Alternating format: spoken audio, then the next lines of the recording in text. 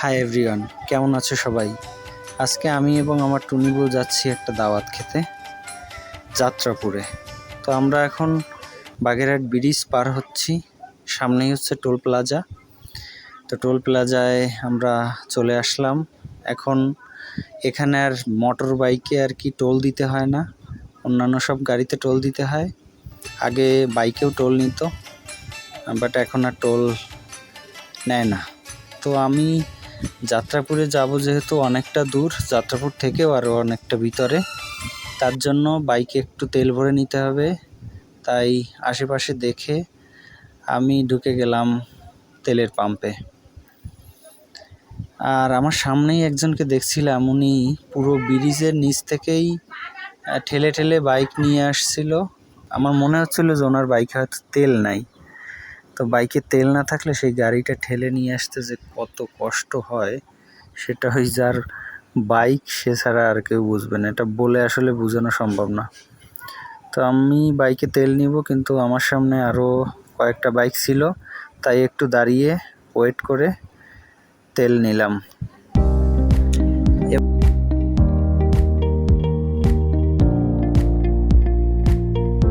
এবার আমি টাকাটা পরিশোধ করলাম, পরিশোধ করেই এবার আমি বাগেরহাট স্ট্যান্ড থেকে ছাড়িয়ে যাচ্ছি। এটা হচ্ছে বাগেরহাট স্ট্যান্ড। আমার বাম পাশে বাগেরহাট থেকে দূর প্রান্তে যে কোনো জায়গায় যাওয়ার জন্য বাস এখানে রয়েছে। খুলনা, ঢাকা, বাংলাদেশের যে কোনো জায়গায় এইখান থেকে যাওয়া যায়। এটা হচ্ছে ট্রাফিক মোড়। আমরা ট্রাফিক মোড় থেকে সামনে চলে গেলাম। আমরা হচ্ছে মুনিগঞ্জ থেকেও যাত্রাপুরে যেতে পারতাম, কিন্তু আমরা ওই পথে যাইনি, কারণ বাইকে তেল নেওয়ার উদ্দেশ্যেই মূলত পাম্প থেকে তেল নেব বাইকে, যার জন্যই এ পথে আসা।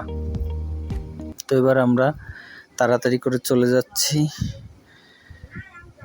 যাত্রাপুরের উদ্দেশ্যে। আমার ডান পাশে বাগেরহাটের এসপি অফিস ছাড়িয়ে চলে যাচ্ছি, সামনে হচ্ছে বাগেরহাট কোর্ট।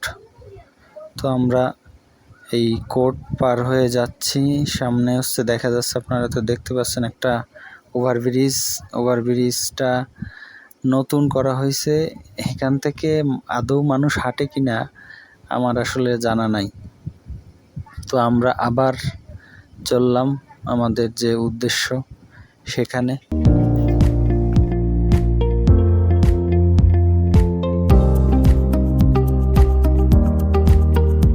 এটা হচ্ছে খানজাহান আলী কলেজ। এখানে মাঝে মাঝে বড় বড় অনুষ্ঠান হয়। আমার ডান পাশে ছিল জেলা প্রশাসনের কার্যালয়। এবার আমরা দশানি থেকে ডাইনে ঢুকে গেলাম। এই রাস্তা নিয়েই মূলত যাত্রাপুরে সহজে যাওয়া যায়। এই যে যাত্রাপুরে যাওয়ার যে রাস্তাটা, ডান পাশে নদী ছিল। এখানে পরিবেশটা ক্যামেরাতে অসম্ভব সুন্দর লাগছিল। এই পুরো ভিডিওটাই করেছে হচ্ছে টুনি বউ, অর্থাৎ তাকে তো একটু ক্রেডিট দিতেই হয়, সেই ভিডিওটা করছে।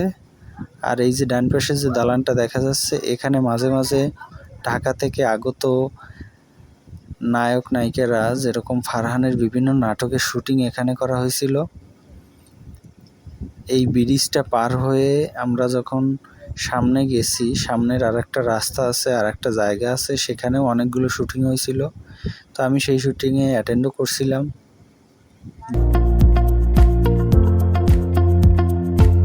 বাম পাশে গোলপাতা।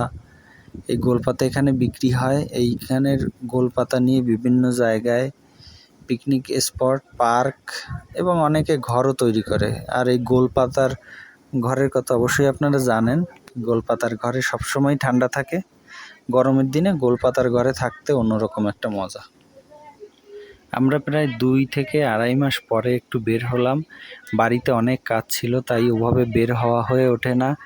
তাই সময় করে একটু বের হলাম। যেহেতু একটা দাওয়াত ছিল, সেই দাওয়াতের উদ্দেশ্য নিয়েই বাড়ি থেকে বের হয়েছিলাম। আর সেই দাওয়াতে যাওয়ার উদ্দেশ্য করেই এই সুন্দর রাস্তা, এই সুন্দর পরিবেশের একটা ছোট্ট ভিডিও করে নিলাম, যাতে করে তোমাদের সাথে আমাদের জার্নি এক্সপিরিয়েন্সটা শেয়ার করতে পারি।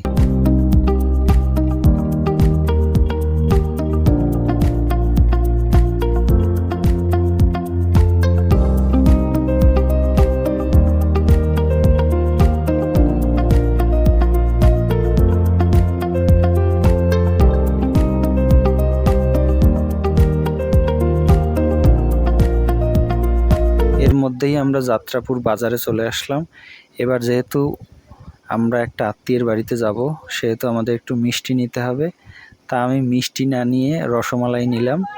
নিয়ে সুন্দর কৃষ্ণচূড়া ফুল দেখতে দেখতে আমরা যাচ্ছি সেই আত্মীয়ের বাড়ি। আমার কিছুটা সামনে জগন্নাথ দেবের মন্দির আছে। এখান থেকে বড় রথ, যখন রথের মেলা হয়, রথ টান হয়, তখন এখান থেকে এই রথটা নিয়ে মূলত টানা হয়। আমি কখনো আগে এখানে দেখিনি, যেহেতু অন্তরার মাসি বাড়ি আমরা দাওয়াত খেতে যাচ্ছিলাম। তো অন্তরা অর্থাৎ টুনি বউ এখানে সব কিছুই আগের থেকে ভালো করে জানে, তাই ওই আমাকে সব কিছু জানিয়ে দিচ্ছিল। এই যে কৃষ্ণচূড়া ফুল, এখন আমরা দাওয়াত খেয়ে তারপরে আবার বাসার উদ্দেশ্যে রওনা দিয়েছিলাম। সেই ভিডিওটা আর করতে পারিনি, কারণ তখন প্রচুর ঝড় বৃষ্টি হয়েছিল, যার কারণে আর ভিডিওটা করা হয়নি। সবাই ভালো থাকবেন, ধন্যবাদ। ভিডিওটি ভালো লাগলে অবশ্যই কমেন্ট করে আপনার মূল্যবান মতামত প্রকাশ করবেন। ধন্যবাদ, ভালো থাকবেন সবাই, টাটা।